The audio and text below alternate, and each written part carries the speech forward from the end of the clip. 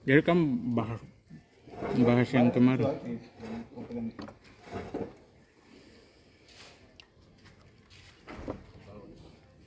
Gas bilang. Satu orang cuma nonton. Bawa kopi ke sini. Nonton itu, sore kamu. Rokok. Kita dua barter. Kalau tidak kok nggak jadi. Saya dong itu kasih Iya, apa ke sana lagi? Sudah, Pak Haji. Sudah itu. Ya sudah tidak apa-apa. Pancing orang nonton dulu. Masuk banyak-banyak. Jadi nonton 10K. Orang sudah mulai live. Baik, selamat sore buat kita semua. Salam kebebasan nasional, salam revolusi. Dalam kesempatan ini kami menjelaskan sedikit terkait dengan penangkapan yang dilakukan oleh pihak keamanan terhadap kami, tapi juga ada beberapa hal yang berkaitan terkait dengan aksi tanggal 10 Mei kemarin. Sebelum itu kami pertama-tama mengucapkan banyak terima kasih sekali buat teman-teman di seluruh Papua maupun di Indonesia, juga Timor Leste yang telah mengorganisir aksi sehingga aksi nasional pada 10 Mei kemarin dapat berjalan sesuai dengan himbauan yang telah kami keluarkan. Yang kedua, kami ucapkan banyak terima kasih kepada seluruh rakyat Papua yang telah berpartisipasi, yang telah mengambil bagian, yang telah menjadi pejuang, yang telah menjadi roda dalam perjuangan di lapangan secara nasional di aksi 10 Mei.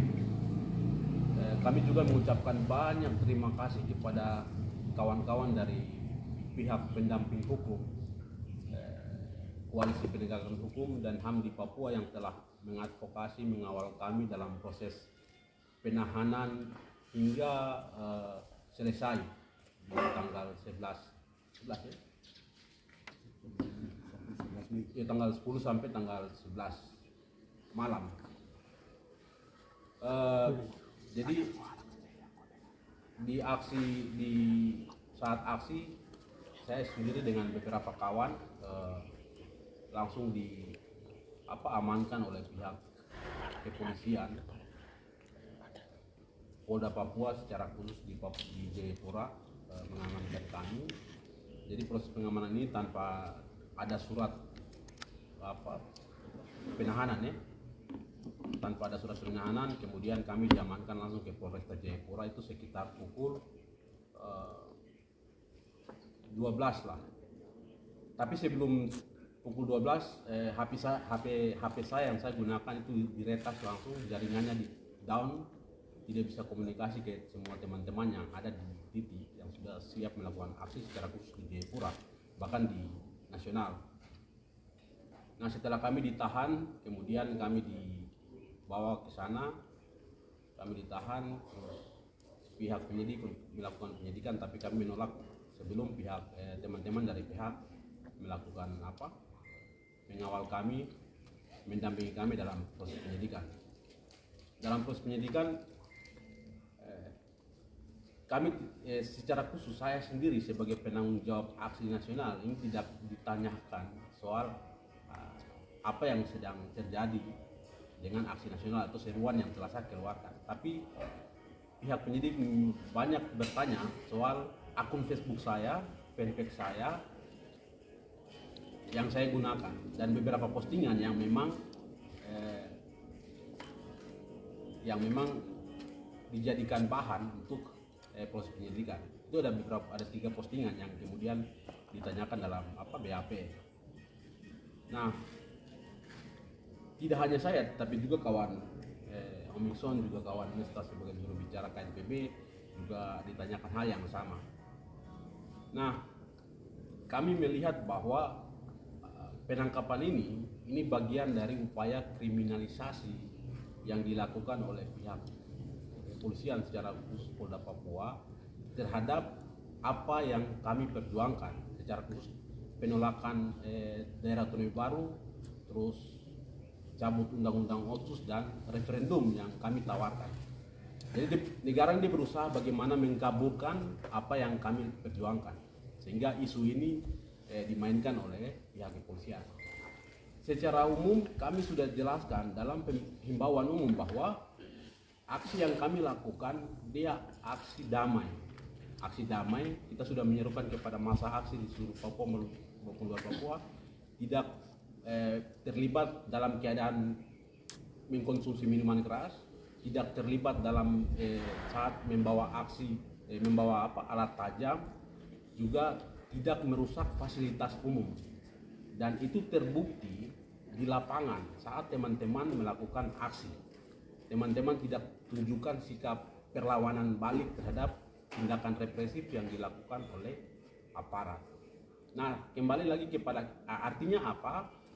Artinya penangkapan ini bagian dari penggiringan opini yang dimainkan oleh pihak kepolisian. Artinya dia ingin mengabulkan tuntutan rakyat Papua terkait tentang cabut otsus, tolak pemekaran dan referendum. Nah, itu yang terjadi terhadap kami yang dilakukan oleh pihak kepolisian. Namun saja dalam proses penyidikan ini tidak ada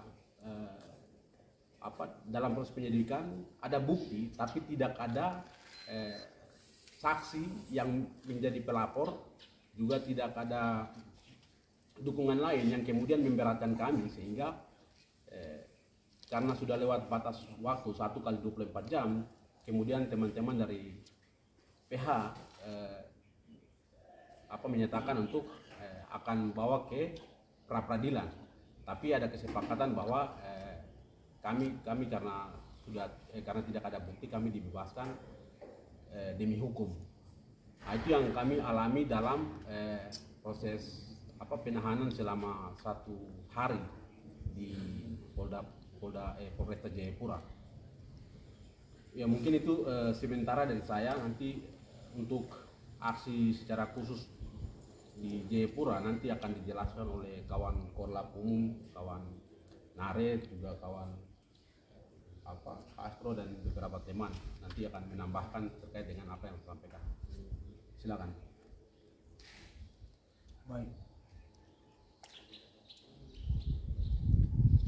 Baik, selamat sore buat pemirsa dan salam revolusi. Mungkin saya jelaskan terutama kita di kota Jayapura, tapi terlebih khusus di wilayah AB yang kemudian berujung represivitas yang paling tinggi terhadap masa aksi. Nah, jadi pada tanggal sebelum menuju ke aksi tanggal 10 itu para kondisi sudah diciptakan. Misalnya ketika kita keluarkan selebaran, kemudian pembagian selebaran sudah mulai pengubaran sampai dengan pertama dilakukan itu di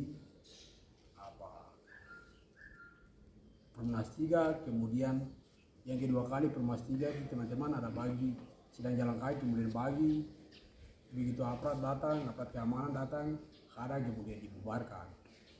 Nah, setelah puncaknya di tanggal 10 itu di wilayah AB sampai Kampi sampai dengan AB, kemudian Uncen bawah di Kampi itu teman-teman karena situasi yang represif aparat militernya lebih tinggi, kemudian masa yang bergabung itu masa-masa yang terpimpin dan terorganisir. Nah, jadi awalnya beberapa tiga titik itu sebelumnya kita kasih ranah absen, kemudian masa yang hadir itu sudah paten kalau masa itu yang terorganisir. Bahkan dalam masa tidak ada pelemparan sama sekali terhadap polisi, tapi justru polisi yang melakukan tindakan pemukulan, kemudian pembubaran secara paksa terhadap masa aksi. Kemudian ada salah satu anggota aparat keamanan yang dilontarkan terhadap kawan-kawan perempuan kalau perempuan itu tidak punya hak untuk ikut bergabung untuk melakukan aksi. Perempuan punya hak itu untuk masak, cuci piring dan lain sebagainya. Ini kan bentuk pelecehan yang dilakukan oleh aparat keamanan. Nah, kemudian itu di Kampi, setelah itu dibubarkan paksa, teman-teman yang masa aksi di Kampi menuju ke lingkaran berusaha bergabung karena di lingkaran sendiri itu memang kekuatan aparatnya di penuh, kemudian semua lapangan dikuasai oleh aparat.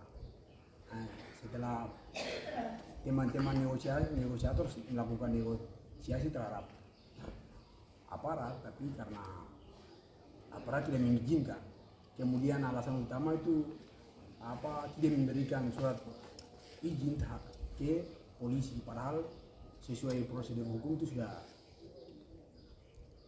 mengantar surat pemberitahuan ke polisi. Kemudian mereka memberikan waktu 3 menit, 4 menit, 5 menit, terakhir itu dibubarkan paksa sampai masa terbagi 2 di lingkaran. Masa lain ikut ke atas, kemudian masa lain ikut ke arah auditorium. Nah, di situ terjadi masa ada yang lain dapat pukul, kemudian ada yang lain kena gas air mata. Nah, dalam situasi itu masa tenang, masa terpimpin dan tenang, terorganisir. Masa sama sekali tidak melakukan pelemparan terhadap polisi, tapi justru aparat keamanan yang melakukan tindakan kekerasan terhadap masa yang ikut bergabung dalam aksi demo damai yang dilakukan pada tanggal 10 Mei tahun 2022. Nah, kemudian di Muncin Bawah itu lebih brutal lagi. Muncin Bawah itu lebih brutal. Masa aksi sudah 50, sesuai dengan absen sudah 50, kekuatan militer sudah begitu besar. Nah, kemudian di Muncin Bawah itu sudah melakukan pemukulan terhadap ibu yang sempat negosiasi terhadap bersama pihak aparat, malah pihak aparat dorong dia kemudian injak dia di tempat itu. Nah, kemudian jumlah militer full, kemudian masa aksi itu dibubarkan, kemudian dipukul secara membabi buta itu di Muncin Bawah sendiri. Nah, terpaksa karena masa tidak melakukan apa-apa, kemudian masa berusaha membubarkan diri karena dong sadar kalau kita yang balik di Indonesia hukum yang sebenarnya ini. Makanya teman-teman masa kemudian Orlap arahkan untuk mundur. Nah, setelah itu baru kita koordinasi, kemudian kita duduk di asrama Tuhan atau Tunas Harapan, ini terakhir.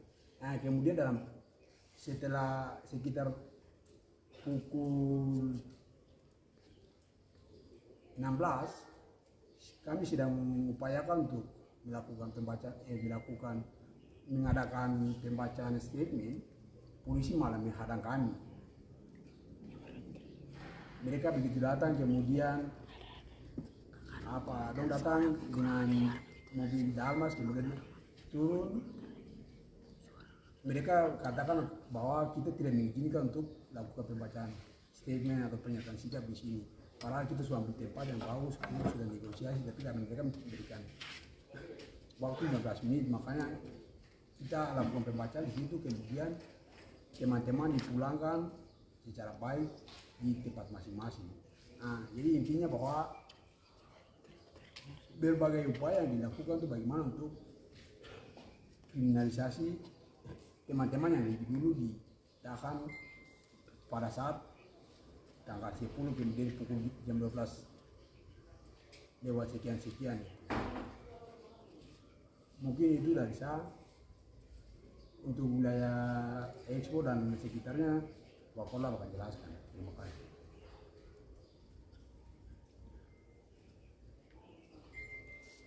Ya, tidak terlepas dari apa yang disampaikan oleh koordinator umum dan saya juga sebagai koordinator 2 di bagian Expo Tunas 3 dan bagian Waena sekarang. Jadi tidak terlepas dari apa yang disampaikan oleh pimpinan maupun koordinator umum.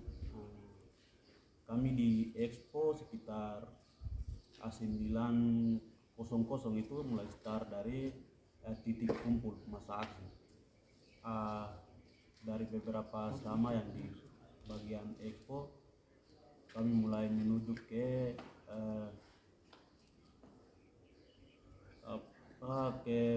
Expo di Tunas 3 pertigaan.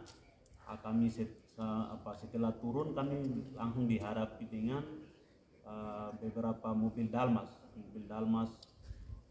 dan juga ada mobil yang berisi water air. Itu yang dipalang di jalan. Akhirnya kami diberhentikan oleh kawan-kawan Korlap untuk negosiasi.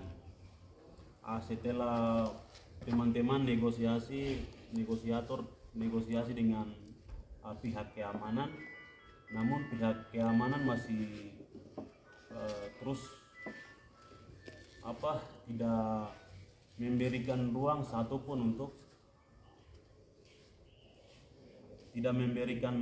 satupun untuk teman-teman negosiator dari kami masa aksi untuk bicara baik-baik dengan pihak keamanan. Makanya pihak keamanan hanya bilang adik-adik bubar saja karena surat izin tidak masuk di sana. Padahal realitanya surat pemberitahuan itu kami sudah antar sesuai dengan undang-undang, kami sudah lakukan, tapi realita di lapangan itu dengan alasan itu.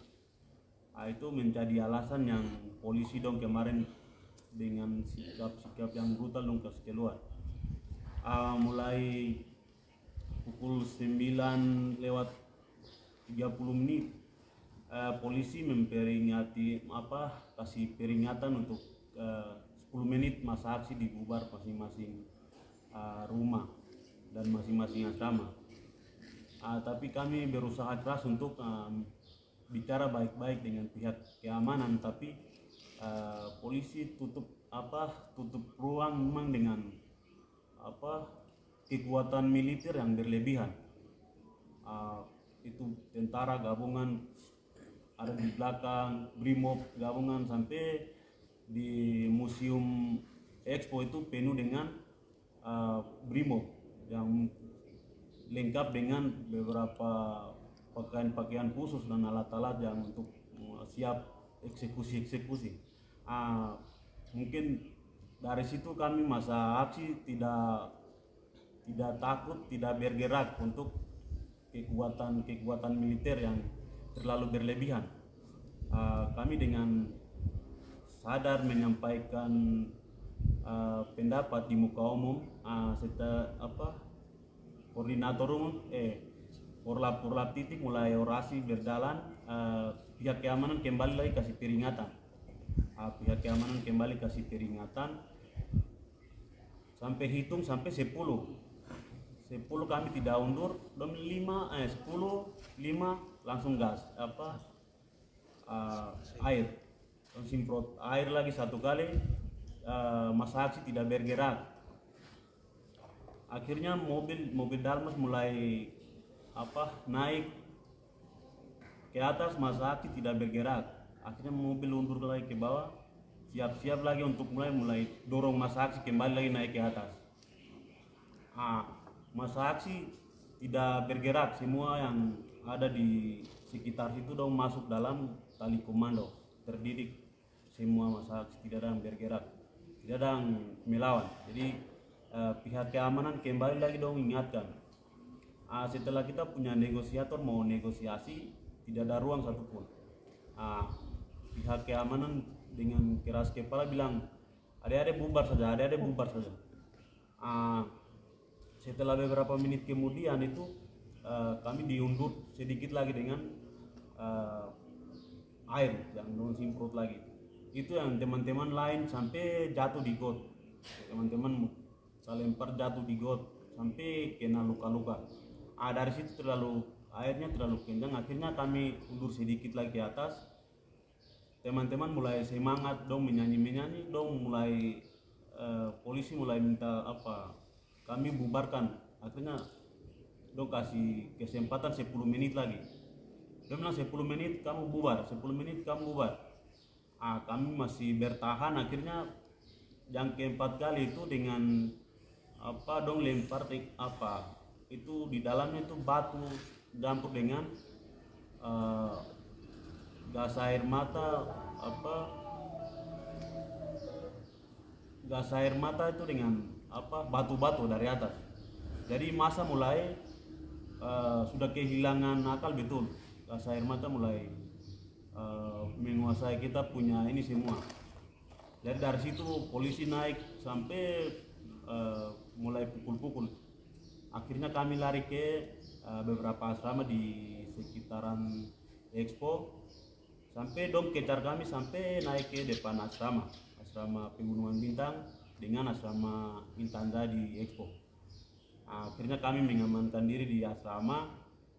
Sekitar beberapa menit kemudian dong balik, kami juga kumpul kekuatan kembali, lalu kami mau gabung ke Perumnas 1. Akhirnya kami ke Perumnas 1. Dari Perumnas 1 tuh yang gabungan dari Perumnas 3 Uncen, teman-teman di Uncen, Perumnas 3 sampai Perumnas 1. Kami dari Perumnas Expo ke P1. Setelah kami dalam perjalanan kami langsung menghadapi dengan pihak keamanan. Jadi keamanan memang sudah merencanakan sebelumnya untuk mau membubarkan kami secara paksa. Akhirnya kami dengan tenang kami gabung di teman-teman di Perumnas 1, tapi kami hadapi dengan pihak keamanan. Sebelumnya dong sudah ada, lalu kami masuk di asrama Damal, depan asrama Damal. Dari situ setelah kami sudah masuk, 3 menit kemudian teman-teman mahasiswa dong koordinasi dengan pihak keamanan untuk minta ruang sedikit untuk kami keluar ke depan, namun tidak bisa. Dong minta kami dibubarkan dan kami masuk dalam kurungan, masuk dalam lingkaran yang memang kami tidak ada ruang bergerak dalam. Jadi semua celah-celah itu pihak keamanan sudah tutup semua dengan perlengkapan yang negara punya. Akhirnya kami sudah teman-teman mahasiswa koordinasi dengan pihak keamanan, namun dong masih kepala keras dan minta kami waktu 10 menit untuk bubarkan diri masing-masing. Itu dong kasih peringatan kedua kali lagi untuk kami bubar. Akhirnya kami sudah dapat informasi untuk pimpinan kami, jubir PRP, jubir KNPB dan diplomasi KNPB ditangkap. Akhirnya kami bilang bubar baik-baik. Jadi teman-teman masa aksi bagi yang di Expo mulai bagi, tapi pihak keamanan tidak kasih ruang untuk teman-teman dong pulang masing-masing. Setelah itu berapa menit kemudian itu dong hitung 1 sampai 3 dong pulang. Itu dipaksakan langsung. Jadi dari teman-teman mulai bagi titik ekspor kumpul sini, Perumnas 1 kumpul sini, Perumnas 3 kumpul sini, itu sudah mulai tidak bagi-bagi masa lagi. Dong langsung dari 3, 2 itu langsung tembak. Itu ada beberapa tembakan yang dong keluarkan sekitar 6-7 kali. Dari situ baru masa mulai cair dan itu dong kejar kami sampai asrama Damal, masjid situ. Teman-teman yang kena itu sudah sekitar 30 lebih, kena luka-luka, sampai ada yang kena kaki, kepala yang dong injak pakai sepatu, sampai pakai karet polisi. Itu kami sudah punya bukti-bukti dan data semua ada. Teman-teman yang sudah dapat pukul itu sekitar 30 lebih. Dari situ termasuk ketua DPMF ekonomi Uncen, itu kena dan dia pingsan. Akhirnya teman-teman angkat dia bawa. Setelah angkat dia, pihak keamanan sudah kurung kita semua. Jalan-jalan kecil itu dong sudah siaga semua jalan dong siaga. Kami mau lewat itu masa aksi sudah cair, jadi ada yang bagi ke Expo, ada yang asrama Tolikara, ada yang masuk di asrama Damal, ada yang masuk di kos-kosan di Perumna 1 situ. Akhirnya kami yang beberapa itu masa aksi mulai naik ke asrama Timika. Jadi ada beberapa korban yang dari masa aksi itu pihak keamanan melakukan dengan tindakan kekerasan. Tidak ada kesempatan untuk kami pulang secara baik-baik. Jadi hal ini dia negara Indonesia dia buktikan bahwa ke dunia, di mata dunia internasional maupun di Indonesia sendiri, bahwa negara Indonesia itu tidak ada hukum, tidak ada demokrasi yang adil di Papua. Itu sudah kemarin dia sudah tunjukkan ke rakyat Papua, rakyat Indonesia sendiri di Indonesia. Jadi kami kemarin itu menghadapi persoalan yang memang sangat brutal oleh pihak kepolisian.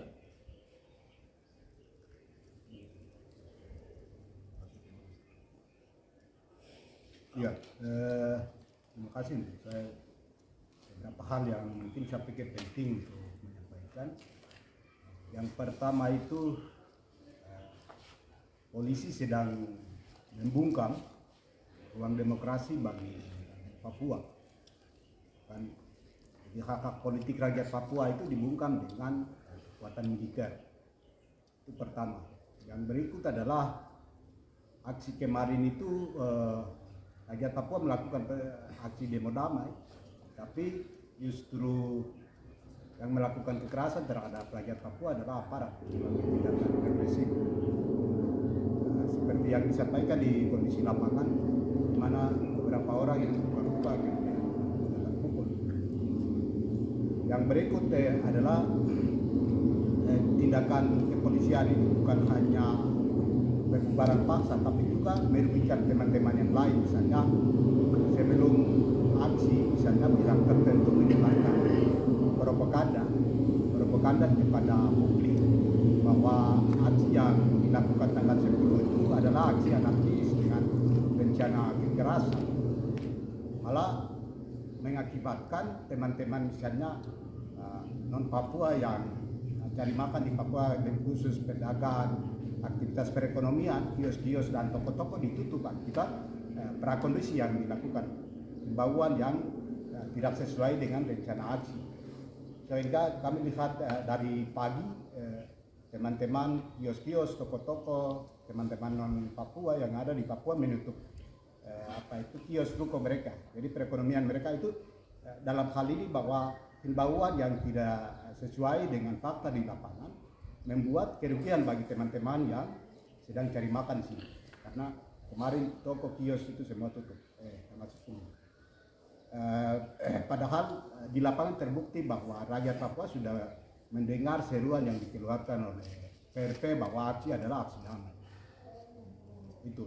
Yang berikut adalah saya ingin menambahkan, Pak Jubir PRP sudah sampaikan, tapi penambahan sedikit tentang aksi kami berdasarkan seruan kami secara nasional dilakukan, kemudian kami itu dikirim dengan undang-undang ITE. Jadi sampai ke sana penyelidikan selama 12 jam lebih dilakukan oleh penyelidik dari Polda Papua yang datang ke Polresta. Itu terlalu banyak menanyakan tentang status aktivitas media sosial kita. Termasuk mereka memaksakan untuk kami kasih tahu informasi tentang akun Facebook kita, termasuk sandi, kemudian email, media sosial. Karena mereka mengkirim kita dengan undang-undang ITE. Padahal mereka memaksakan kami untuk membuka HP, kemudian kasih tahu informasi identitas pribadi kita. Dalam hal ini sandi dan email. Itu kan termasuk dilindungi oleh undang-undang ITE sendiri.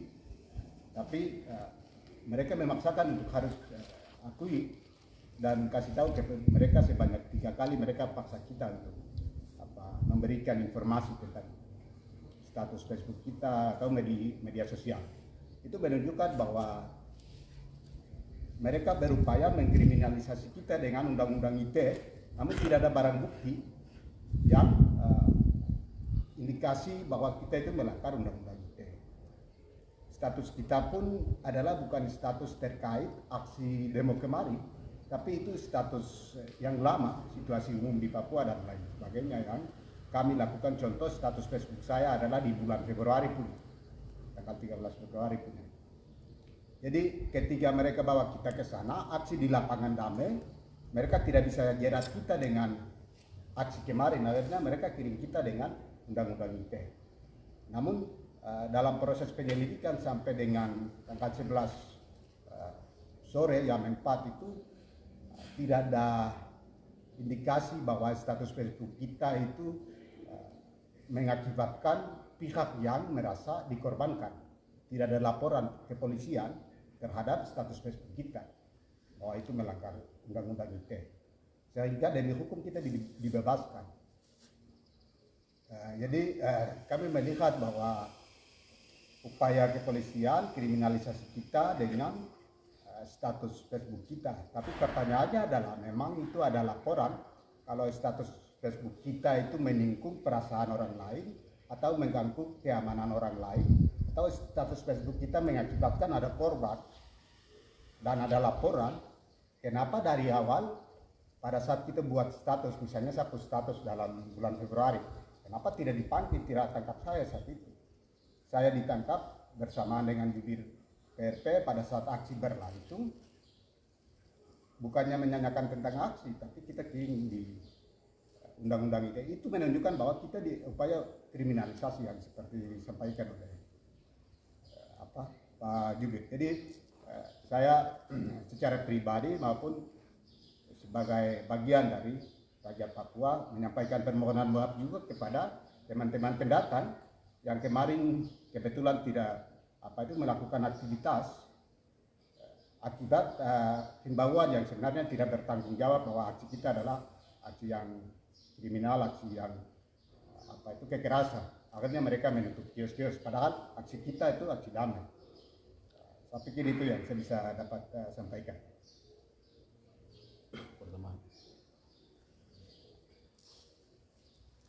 Iya, selamat sore semua. Untuk rakyat bangsa Papua dan rakyat Indonesia dan Papua yang ada di tanah air Papua. Itu saya jelaskan sedikit ya terkait kenapa ada penangkapan itu. Mungkin yang saya bisa jelaskan terkait apa tindakan aparatur negara dalam hal ini Polda Papua ya.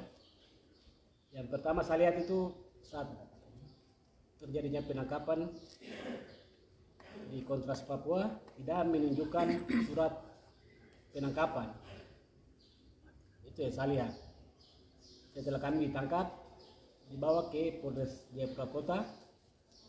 Setelah sampai di sana kami tidak diinterogasi terkait aksi demo yang digelar pada hari Selasa pada 10 Mei 2020.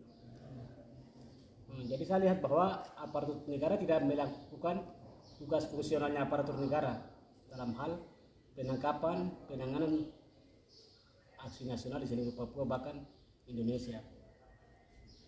Jadi sudah dijelaskan tadi Pak Jubir juga, Jubir PRP, Jubir KNPB, Pak Korlap, bahkan Korlap Umum sudah dijelaskan.